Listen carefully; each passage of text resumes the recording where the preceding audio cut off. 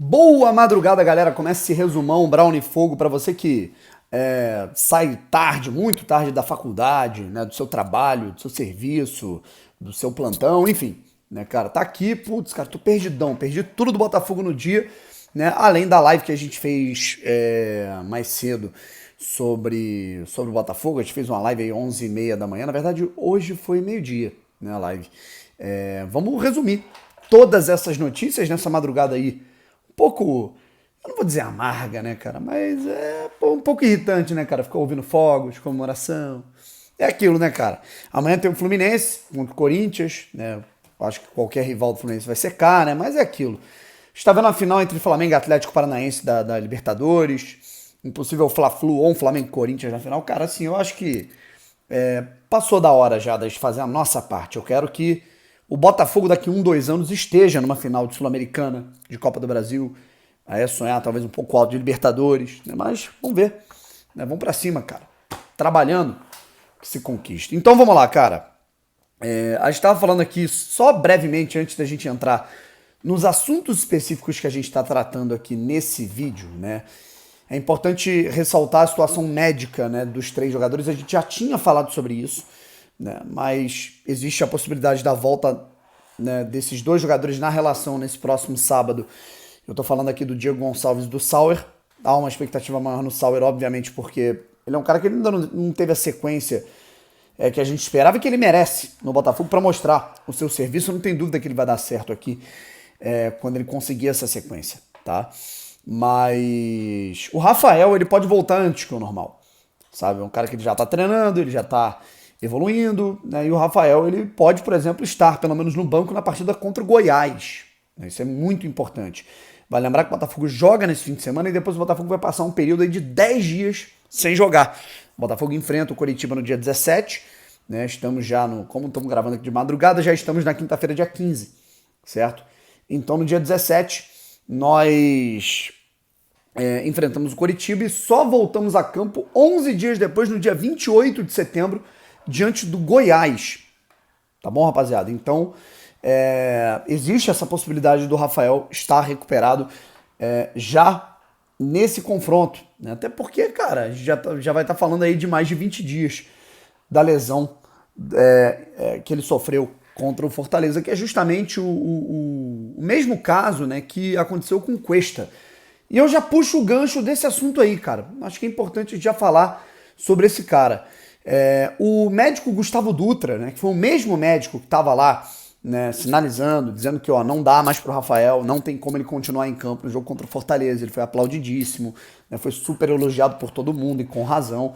Ele esteve, né, no Glorioso Connection, ele foi entrevistado, né, pelo meu amigo Gustavo Chagas, e também pelo Antônio Bento Ferraz, lá no canal deles, no podcast deles, o Glorioso Connection, que já tá arrebentando, tá super bacana. E o Gustavo Dutra, ele falou, cara, que, assim, algo que me impactou bastante, que é a determinação do Cuesta. Quando o Cuesta teve aquela situação, né, na face, os edemas, ele teve que fazer a cirurgia, né. No jogo seguinte, né, foi Botafogo e Cuiabá. No jogo seguinte era Botafogo e Atlético Paranaense, se eu não me engano, tá? Aí aspas do Gustavo, médico do Botafogo. Ele falou assim, o Cuesta falou pra ele: doutor, eu tenho risco de vida se eu jogar contra o Atlético Paranaense? E aí o Gustavo falou: Cuesta, tem que dar uma descansada, vai pra casa, né? Dá uma segurada, 2 joguinhos. Aí ele não jogou contra o Corinthians também, contra o Ceará ele já voltou marcando gol, né? Então o Cuesta mostra essa determinação, esse tipo de bastidor. Eu acho que é importante o torcedor saber, cara, a determinação do cara, sabe? Uma outra situação que eu gostaria de falar aqui, cara, né? Inclusive são 2 temas, né, que a gente está fortificando aqui nesse momento. Um tema é justamente a situação referente ao quão necessário é o Botafogo vencer partidas em sequência, né, de maneira sequencial, assim, de forma consecutiva, né. Mas antes a gente parte aqui para... tô até aqui abrindo o grupo do Botafogo da imprensa, né? Inclusive tá aqui, ó, nesta quinta-feira haverá janela no Espaço Lonier, e serão liberados os minutos iniciais. Pelo menos o treino é aberto ali no comecinho, né? Voltou ao normal. O zagueiro Adrielson considerar coletiva às 9h30. Eu não poderia estar presente, estou em Niterói, tenho alguns compromissos aqui de manhã em Niterói, por isso que eu não posso estar presente nessa coletiva, mas meu amigo Fabiano Bandeira possivelmente vai estar lá para cobrir, beleza? Vamos lá, gente. Informe de gestão. Questão de dívida do Botafogo. Plano apresentado pelo Botafogo no RCE é deferido no TRT, no Tribunal Regional do Trabalho. Valores que serão quitados pelo clube junto a credores em 2022 devem passar os 15 milhões de reais. Né? Bota o C/C nesse e-mail aí para Mauro César Pereira, para a imprensa, para quem fala que a SAF é calote, para o presidente do Goiás, que não sabe porra nenhuma, né? E falou aquele bando de besteira e ainda não se retratou. Mas vamos lá. Com gestão e responsabilidade, o Botafogo deu um importante passo nesta terça-feira, essa notícia da terça, mas eu acho que é importante de resumir isso aqui, porque eu não pude resumir anteriormente, para organizar as dívidas e cumprir a sua responsabilidade como SAF. O clube obteve uma grande vitória no Tribunal Regional do Trabalho da primeira região. Foi deferido o regime centralizado de execuções. Né? Antes o Botafogo conseguiu o regime centralizado de dívidas e agora de execuções, né? Conforme o plano apresentado pelo Botafogo. Com essa decisão, os valores a serem quitados junto a credores em 2022 devem ultrapassar os 15 milhões de reais.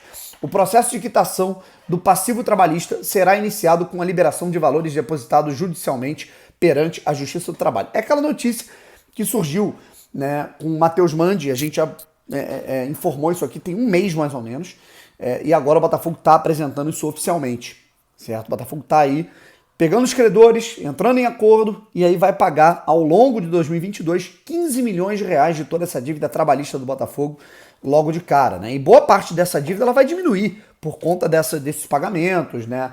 Dessas negociações, enfim. Inclusive, a gente tem mais menções aqui na nota. Teve ali uma fala do Tairo. Além disso, os créditos cadastrados contra o Botafogo de Futebol e Regatas no Banco Nacional de Devedores Trabalhistas passarão a ter sua exigibilidade suspensa. Esse é um importante passo para que o clube possa ter, novamente, a certidão negativa de débito, que é muito importante, fomentar as suas atividades socioesportivas, tanto na SAF quanto no clube social.